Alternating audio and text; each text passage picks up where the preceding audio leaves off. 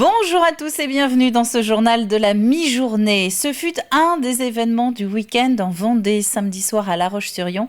Cyril Gane est venu à la rencontre de ses supporters. Cyril Gane, que certains surnomment aussi Bon Gamin, c'est ce champion de MMA, d'arts martiaux mixtes. Samedi dernier en Californie, il a tenté de décrocher le titre de champion du monde, mais s'est finalement incliné face au tenant du titre, ce qui n'a pas empêché ses fans d'être au rendez-vous ce week-end. Pierre Dalicieux.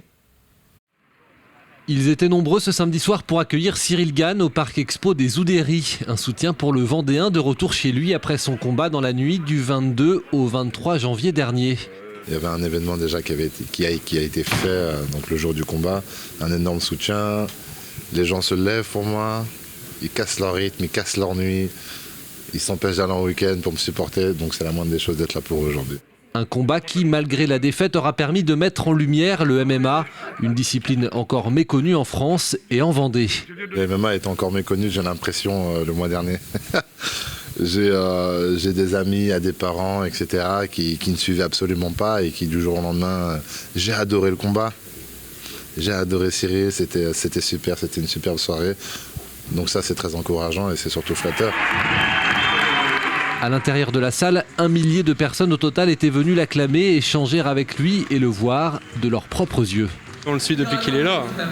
Donc voilà, c'est un gars de chez nous qui parle de chez nous, ça fait du bien. Ça pourrait être mon pote, quoi. Il est super cool, ça se voit, il est facile. J'ai pratiqué de la boxe thaïlandaise pendant 3 ans. Et puis j'ai toujours voulu le rencontrer. C'était un peu une idole pour moi. Ouais. Puis de le voir en vrai, ça fait un peu bizarre. La ville de La Roche-sur-Yon entend également surfer sur la personnalité et les performances de Cyril Gane. Des projets pourraient voir le jour dans le futur. Il est ambassadeur de la ville, mais je pense qu'il va être aussi ambassadeur de la MMA. Et étant donné que La Roche-sur-Yon, c'est sa ville de naissance, c'est là où il a fait du sport, on travaille déjà, oui, effectivement, sur des projets à moyen terme. Pourquoi pas sur déjà une section qui devrait avoir lieu au mois de septembre avec le club de boxe. Et puis après, le reste, c'est bien sûr travailler avec Cyril sur un projet de salle MMA et qui soit bien sûr l'ambassadeur de MMA à La Roche-sur-Yon. À 31 ans, Cyril Gane devrait encore faire se lever les foules grâce à ses performances en MMA. En 11 combats depuis ses débuts dans la discipline, le Vendéen s'est imposé à 10 reprises pour une seule défaite en finale du championnat du monde face à Francis Ngannou.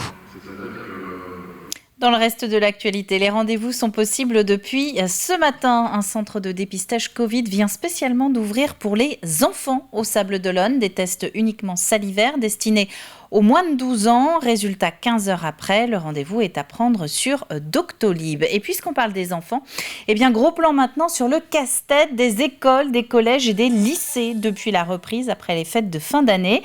Avec le protocole sanitaire en vigueur, 1246 classes étaient fermées ce matin dans l'académie de Nantes, qui comprend donc la Vendée. C'est 8% de la totalité des classes. Ajouté à la pénurie des remplaçants, aucune journée ne se passe sans avoir à gérer les trous dans les emplois du temps. La fermeture des établissements en fin de semaine pour les vacances d'hiver sera la bienvenue. Regardez. Pas facile de s'organiser dans ce collège comme dans beaucoup d'autres. Ces élèves sont dans la salle de restauration collective, mais l'heure du repas est encore loin. Le but, rester au chaud en attendant le prochain cours. On trouve toutes les stratégies pour pouvoir accueillir les élèves coûte que coûte. Et donc là, ils sont au self en attendant la prochaine heure de cours. Ils font quoi? Ils font des jeux? Donc là, ils s'occupent avec des jeux de société sous la responsabilité d'un éducateur. Et donc ils iront en cours après, donc en 3e heure de la matinée. Aujourd'hui, 7 professeurs sont absents, alors il faut se creuser la tête et trouver des solutions, le tout sans remplaçant. Ce professeur d'histoire géo prend au pied levé cette autre classe, une situation qui n'est pas bonne pour l'apprentissage. Aujourd'hui, il doit y avoir une 12aine d'absents, c'est à peu près ça. Donc hier, c'était à peu près pareil. Et la difficulté, c'est que c'est jamais les mêmes élèves. C'est-à-dire que depuis 3 semaines, certains ont été malades pendant une dizaine de jours, sont revenus. Et puis les autres tombent malades à leur tour. Et puis donc c'est très difficile de faire un suivi pédagogique actuellement. Enfin, on s'adapte. Même constat à la vie scolaire, ici le téléphone ne cesse de sonner et la journée entière tourne autour du virus. Pas le temps de s'occuper des affaires courantes. Il faut gérer tous les positifs et puis surtout tous les cas contacts. Faire les courriers de l'ARS, faire les bons pour les autotests. On fait ça toute la journée maintenant. Du matin au soir, je ne fais plus rien d'autre. Donc les absences des élèves et puis les absences des professeurs aussi, qui sont pas mal contaminés. Je suis là le matin à 7h30 et je suis là jusqu'à 18h30 tous les jours. Voilà. Et je gère que ça, je ne fais plus rien d'autre. Le planning change sans arrêt. Un véritable casse-tête pour les équipes qui attendent les vacances avec impatience. Ah oui, il faut que ça s'arrête, oui. Heureusement qu'il ne reste plus qu'une semaine là, avant les vacances. Et puis j'espère que tout le monde va pouvoir se reposer et qu'à la reprise, tout ira mieux. Depuis début janvier, dans cet établissement qui compte 430 élèves, 140 ont été absents à cause du Covid. Une nouvelle mobilisation des professions du secteur social est prévue demain, mardi 1er février. Un collectif a vu le jour à la suite du premier rassemblement qui était le 7 décembre dernier. Travail social en survie, c'est son nom, veut lutter contre la dégradation des conditions de travail et d'accompagnement. Il y a clairement un souci dans les modalités de travail et les moyens alloués. Mais il y a aussi un souci de reconnaissance salariale. C'est qu'aujourd'hui, on a clairement un secteur dans lequel il est de plus en plus difficile de recruter des personnes, compte tenu des bas salaires et aussi des responsabilités qui augmentent et d'une situation sociale en France qui se dégrade.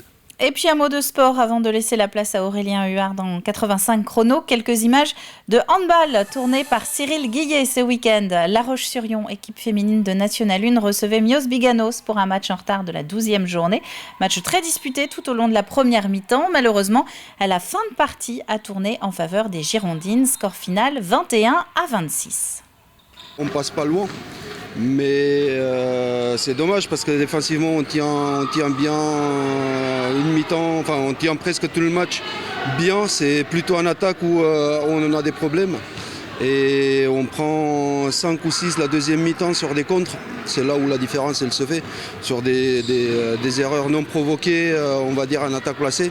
Enfin, il y a pas mal des choses à corriger sur notre attaque. Donc je pense que c'est là qu'on perd le match. Il ne manquait pas grand-chose, mais on passe à côté.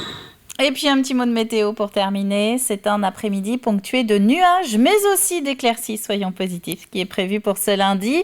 8 degrés, vous le voyez, du côté de Pouzauges, 9 du côté de Montaigu-Vendée, comme à Fontenay-le-Comte, les Sables d'Olonne, Chaland, et ce sera plutôt 10 pour Luçon. C'est la fin de ce journal. Merci à vous de l'avoir suivi. Le prochain rendez-vous avec l'Actu Vendéenne, c'est à 18h et ce sera avec Alexis Ajanet. Nous, on se retrouve demain matin en direct dès 7h dans la matinale. À demain.